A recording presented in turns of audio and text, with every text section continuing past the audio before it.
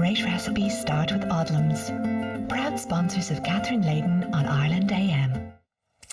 Now, one of the best things about the festive season is, of course, the food. And Catherine Layden joins us to show us how to bake some lovely almond shortbread, which is a particularly happy Christmas memory for me, because shortbread was always a kind of a treat that we got at Christmas. And we were saying a little earlier on, we always associated it with a particular tin which had tartan on it. That's right, the tartan. And it was Walkers, you said. Walkers, that's right, yeah. Brings back great memories. We always considered them to be kind of posh biscuits because they were always lovely and buttery. And you didn't get them all the year round. You only got them for special occasions. Christmas. Yeah, special occasions. No, I was asking you, they are Scottish originally, Catherine, is Scottish it? Originally, yes. And the north of Ireland, so there must be some connection.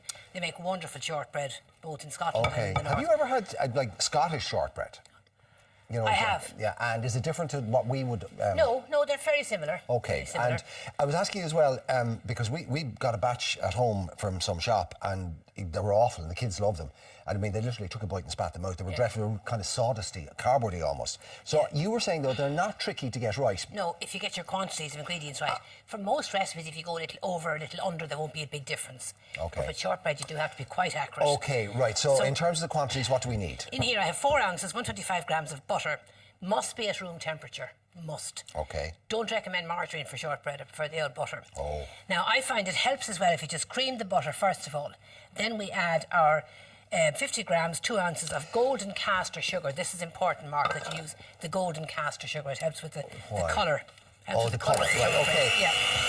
Just a question for you. Would you use more butter in shortbread than you would in other biscuits? Yes. Like, how much more? About equal quantities of butter with the other ingredients. Okay. Whereas you'd have less butter for most other recipes, Mark. Okay, well, they are famous for their kind of buttery flavour, aren't they? Oh, yeah, and the nice crunchy texture, biscuity texture. So now I've just creamed in the butter and the sugar together. Now to that we're going to gradually mix. You could use the wooden spoon or your hands, but I'm going to add the other dry ingredients. 50 grams of ground almonds. Now, you wouldn't always have almond in them, but you're putting them in because of Christmas. That's right. Now, you could replace the ground almonds with flour or corn flour if you wished, but they are much nicer. Here I have 1 ounce of corn flour, 25 grams. And I have here my 75 grams, 3 ounces of our cream plain flour, because we do not want the shortbread to rise during baking. So just a low speed, bring that together to form a dough. And you'll see now, Mark, in next to no time, that comes together. Now, if I spent longer at that, we'd get the dough.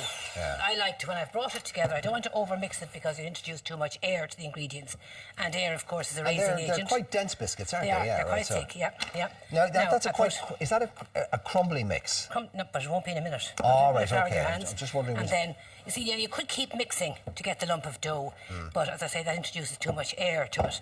So you just bring the mixture together, and there we have our shortbread. Now, the amount of ingredients that you put into this, how many biscuits would you get out of that? Depending on the size of the cutter you're using. Yeah. I have a selection of cutters here, Mark. Now, to save on rolling out and wasting time, I've got some rolled out here. Traditionally, we used to always get them in kind of finger type biscuits. That's right. I was going to say that. Now, you can press that mixture, that quantity there I have, into an 8-inch round tin or into a 7-inch square tin. Press it down, cut it into the wedges, if you want in a round tin, or into fingers in a square tin. Does it need to go into the fridge? No, just leave it as is.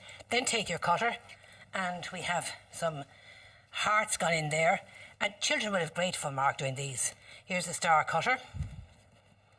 And not even children. Sinead Desmond had great fun decorating those for me. She did. Sinead did all the decorations, as you'd say. She's a real Santa's little helper. Oh, she's great, yeah. I'd eat them first. I'm not great. Now, I have to say, I would be very traditional about these. I mean, these are beautifully done and all the rest of it. You prefer the plain, short, I wouldn't... or with a tiny little bit of sugar on them or something. That's right, you could dust them with sugar as well. Now, these go into quite a low heat, Mark, 160, for about 15 minutes. And it's important. That's all it takes, yeah. Oh, you can make tons of these in next to no time. Of course, they're not meant to be dark either. No, that's why. After about 15 minutes, you take them out and they're just a pale brown colour. And I took these out just before we started because you have to leave them sit in the tin, or on the tin, for about 5 minutes to set. They'll be very soft when they're baked first, and then they harden as they cool. So you just allow them sit in the tin until they're crunchy as they are there, and now you just put them onto a wire tray to cool. Now, as we know, Mark, all biscuits go stale. but the homemade biscuits or cookies go stale a lot quicker than the commercial ones. So once these have gone cold, you must transfer them immediately into an airtight container or a biscuit tin. So there we have them. They wouldn't last long enough to go stale in my house, I can tell you now. Most houses, they don't, I can tell you. So now, actually, listen, I'm speaking, given that they're a Scottish biscuit, let's bring in a true Scotsman. Oh, it's a true Scotsman. Wow, yes. Mark was Reardon. Mr. Wedderburn. Were you Mark Reardon Shortbread? Were they a tradition in your house when you were growing up? Oh, very much so, yes. And was it Christmas or was it all year round? All year round. All year round. Yeah. And do you know anything about the origins of them or the history of it? I don't at all. I was listening to Catherine as she filled us in about how to make them. And I haven't done it myself actually before. My mother used to do it. But they are. Yeah, I think every home in Scotland makes And are there shortbread. variations in Scotland? Well, I suppose there are bound to be local variations. But all I knew was my mother's shortbread. All right, okay. Yes, yeah. Loads of butter. Loads of Scottish butter. Scottish full fat Scottish butter. From Scottish cows. Yeah. Much Right. better, obviously. I've just been petting the dog, so I don't actually want to taste. I don't want to put my hands on that, Yeah, right? yeah, yeah. Have you got a clean hand? I do. This hand's clean, Okay, isn't it? Very nice, though. Very pretty. Actually, Yeah, do you know what? you can decorate. The kids love To decorating. hell to hygiene and having one. If one of the crew gets mange, who cares? Kiko wants to try it too. Oh, Kiko's having a bite. Look at that. She says. Yeah, and it's okay for dogs. There's some human foods you can't give to dogs, but shortbread, nothing wrong with it. Really?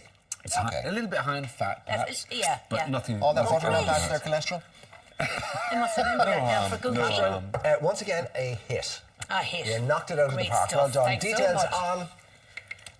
The Ireland AM website are www.odlums.ie or your name and address to Odlums, Ballymount, Dublin 12. Thank you very much. Now, after the break, we're going to be joined by auctioneer to the stars, Martin Nolan, to look at some incredible items bought in the recent record-breaking Marilyn Monroe auction. Stay with us. Oh, yes. Great recipes start with Odlums. Proud sponsors of Catherine Layden on Ireland AM.